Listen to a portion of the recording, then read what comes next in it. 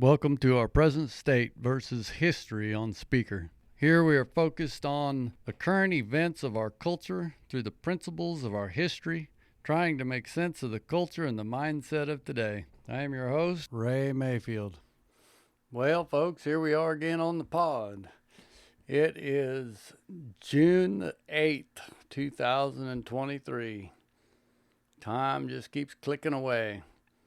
Well, last Saturday, I guess the 2nd, had the active shooter response training course at the New Life Fellowship in Neosho. It was a great course. Appreciate everybody that was there. Appreciate Dr. Guy and Sister Kathy for coming all this way and putting on a phenomenal course. Some folks there that been involved in law enforcement. They said that was some of the best training that they had ever received when it comes to those types of things. It was practical and applicable, and that's a phenomenal testimony. So first-rate stuff. If you missed out on that, we may do another one sometime in the future.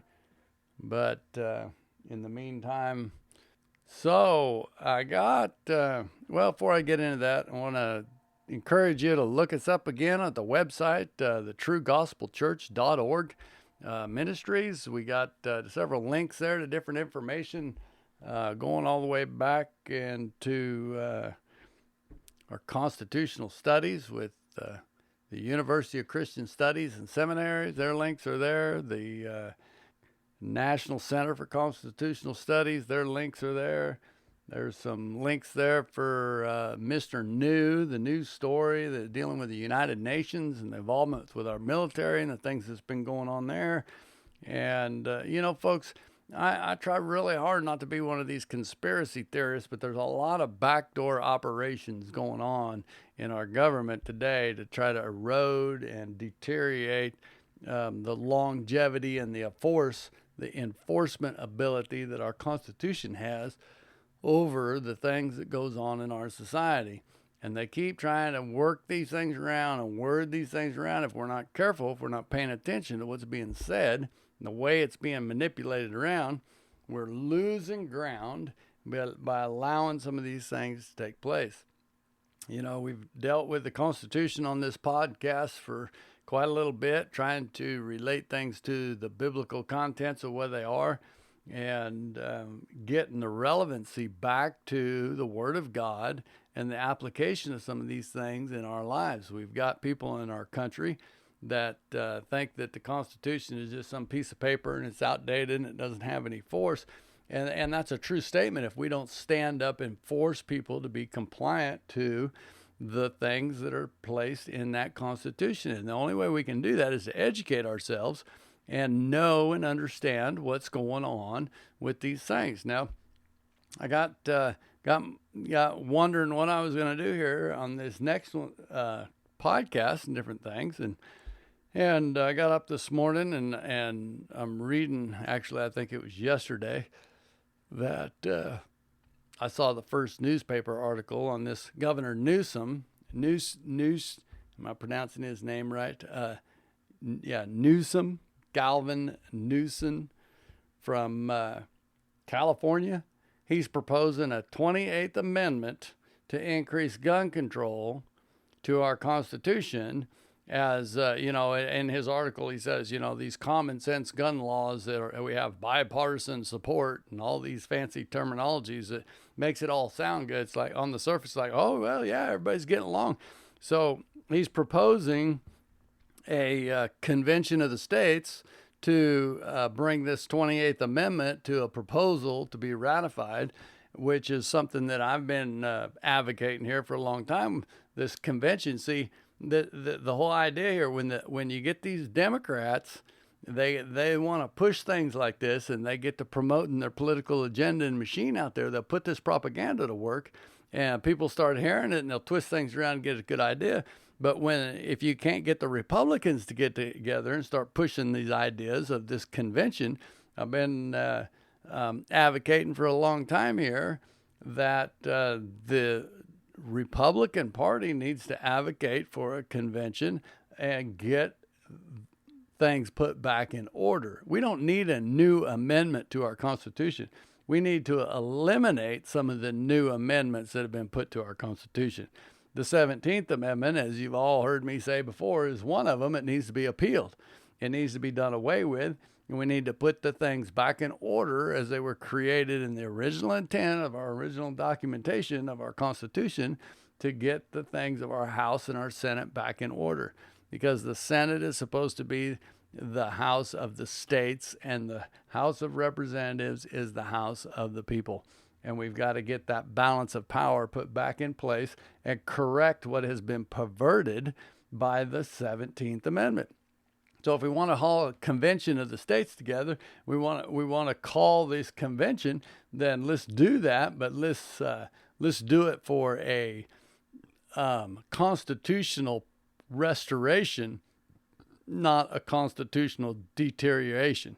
See, he's wanting to amend, or he's wanting to bring a amendment to the Constitution to constrict the Second Amendment. And he says, well, this will leave the Second Amendment all intact. It won't hurt it, for all those precious gun, people like me that want to protect your rights. But here's the problem. It's not a thing about, well, it's just my opinion that, this shouldn't be done. No, the Constitution has clearly stated within itself that the whole process that he's calling for a 28th Amendment will be out of order in the guidelines of the Constitution. I want you to hear me.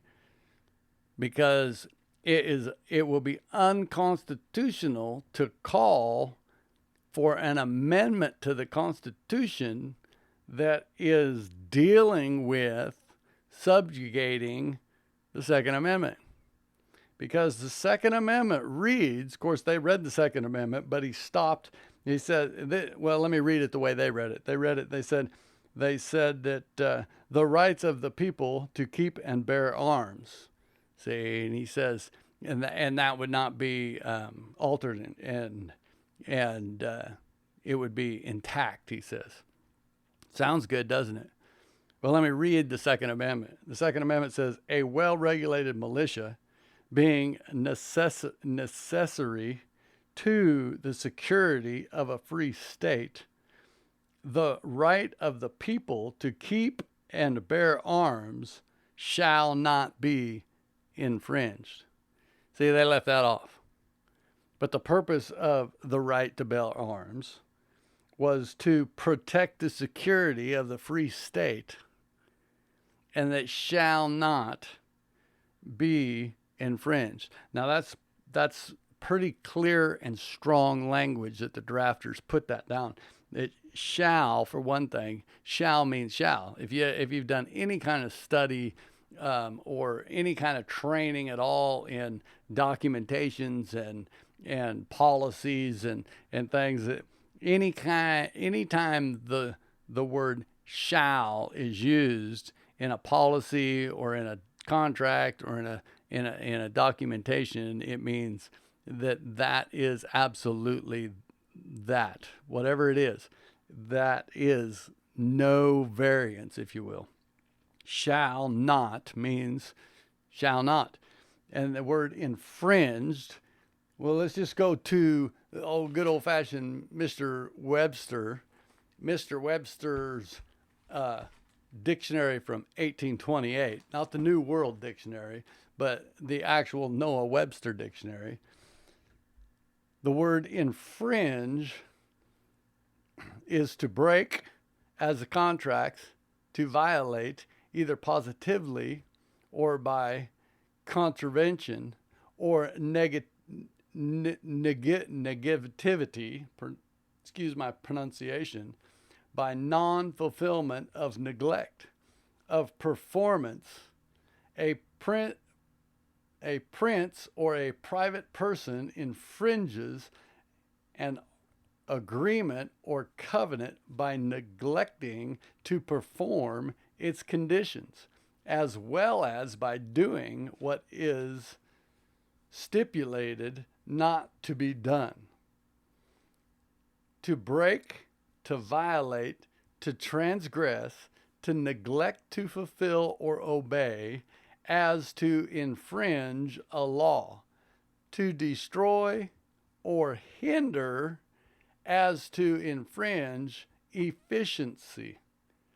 So that means, that word infringe means if there's anything that would even hinder the efficiency of the people's rights to keep and bear arms, it shall not.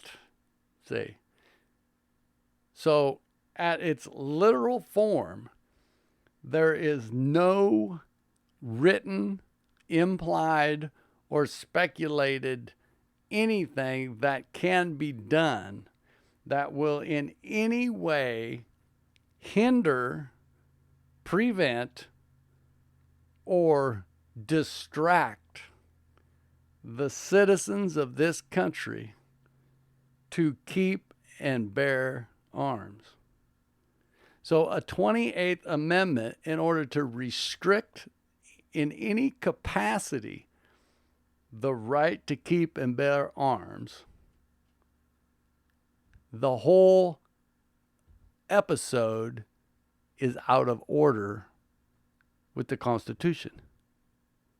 So it is a violation of the Constitution to even call the convention to consider whether or not we should pass a new amendment or law or anything else that has anything to do with the hindering of a well-organized militia to protect the free state of the people through the right to bear and keep arms.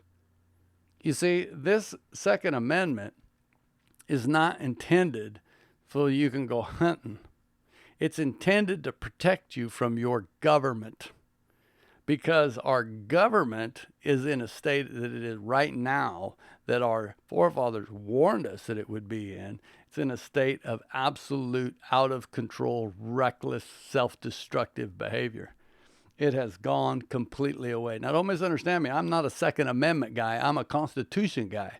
But I am very much pro-Second Amendment, as much as I am very much pro-First Amendment, which we're probably going to find out that there's going to be a test on the First Amendment because of this podcast, because I've probably used some of those key words, and so it's probably going to get kicked off like a couple others have got kicked off because of we got this censorship going on in our country right now, and we don't have the right to speak freely.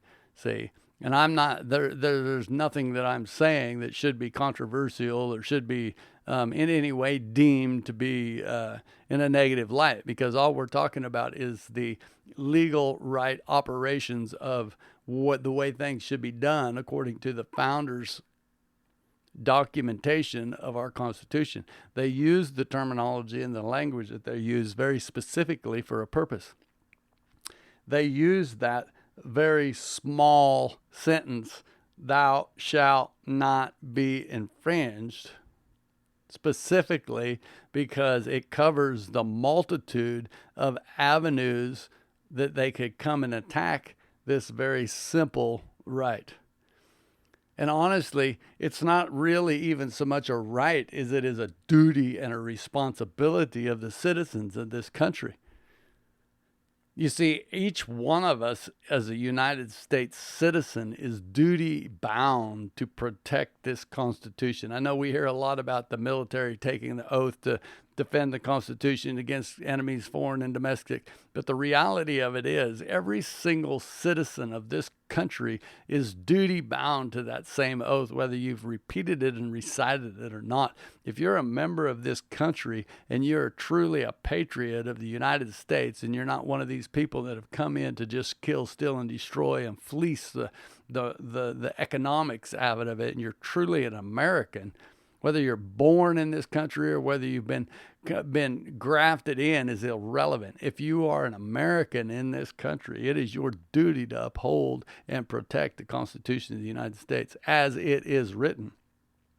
The problems that we have in this country right now are direct results of the tearing down and the erosion of this Constitution, because we have not defended the position and the power that the Constitution has the way it is written. We have put these things in motion, like the 17th Amendment, that has destroyed the separation of power. We've allowed the consolidation of powers through the Supreme Court, which is exactly what Mr. Jefferson especially was the most concerned with. He tried and tried and tried to get the Jefferson Amendment brought to the floor and ratified, that would have measures to protect this country against the judges and the judicial branch of the legislative process, and we have failed to do that. We need to put the Jefferson Amendment in place. We need to ratify it, and we need to appoint those positions of power in there to be able to have that check and balance. And we need to unfreeze the number of representatives for the people's house. The people's house is out of order. The people are not properly represented. This government is supposed to be of the people, by the people, and for the people, and it's not. The number of constituents for our state representatives is completely out of line. The last figures I looked at, it was like 145, 150,000 people per representative. That's completely out of line with what was intended to be. And they say, well, there'll be too many representatives. No, not in today's technology. We have ways to be able to communicate and be able to put things in place to bring that representation to the floor. We don't have to have 6,000 people standing in the hallway. And so what if we did? But there are ways to create orderly processes in order to get those voices and those messages brought forth. The point is not so much the dealings with the representative as they are presenting the case, as much as it is the people's accessibility to that representative on a personal one-on-one basis, so that they can convey what's going on and get their perspective put before the representatives. You see, we cannot do that right now. I visited with a Missouri state representative a few years ago, and he told me that if he got 10 letters, anybody up at the Capitol in Missouri, if they received 10 letters over a subject matter in their inboxes, that they considered that to be an overwhelming response to a subject. That's insane. You see, but the reason that is because we don't have the accessibility that is necessary to get people to engage in the affairs of the matters that are affecting their business. And I admit I put a lot of responsibility, I put a lot of place there on those folks, that are not paying attention. They just, that Constitution's outdated, blah, blah, blah, let them do whatever they want to do. No. That's a wrong attitude, and that's a problem that we have. And I realize that's part of the reason why we're doing this podcast, trying to educate people, trying to get them more involved, get them more in place. But the reality of it is, what we've got going on, it can be solved, or it can be corrected easily.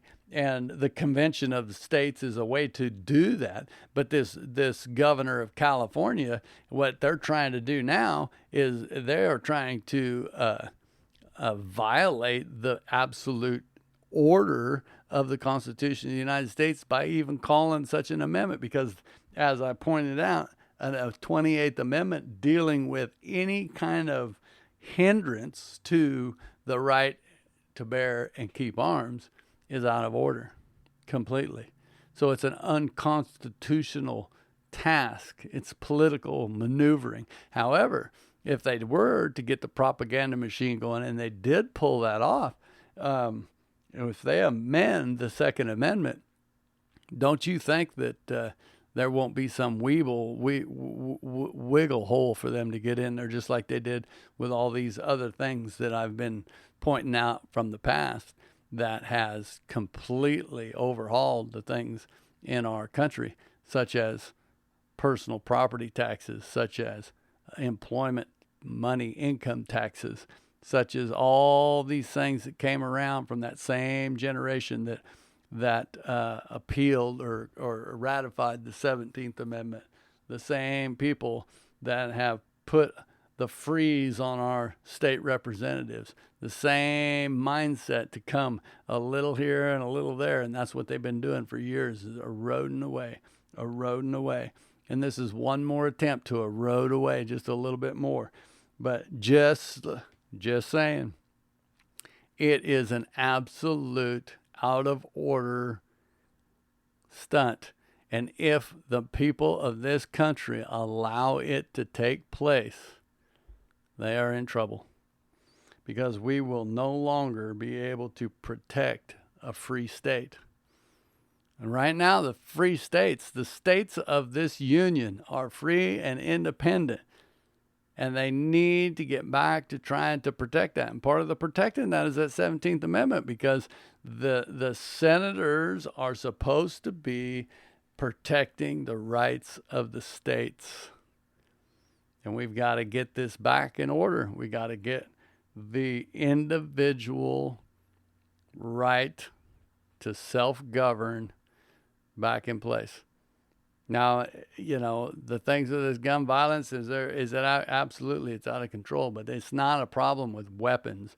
They're going to use whatever devices they can to kill each other. We got to get God back in our heart. We got to get our fellow man's well-being back in our priority. We got to get our moral compass back online. That's the way you solve these so-called mass shootings. But those statistics are grossly exaggerated and inflated. The reality of it is, the hearts of men are desperately wicked. And if we don't get back to God, our selfish, self-centered desires will do nothing except increase for more heinous wickedness. Doesn't matter what they do with the guns, people are going to kill people. Doesn't matter what they do with the knives, people are going to kill people. But the good, honest, abiding citizens of this country must stand up for their ability to protect themselves. And that is the point. So, Mr. Governor of California, you guys have ruined your own state. People are exiting the state as fast as they can.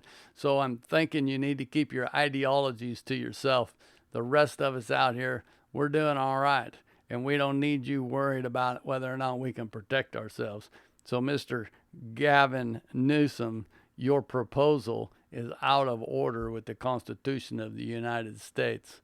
And with that, I'm going to have to leave you again. So have a wonderful day on the pod.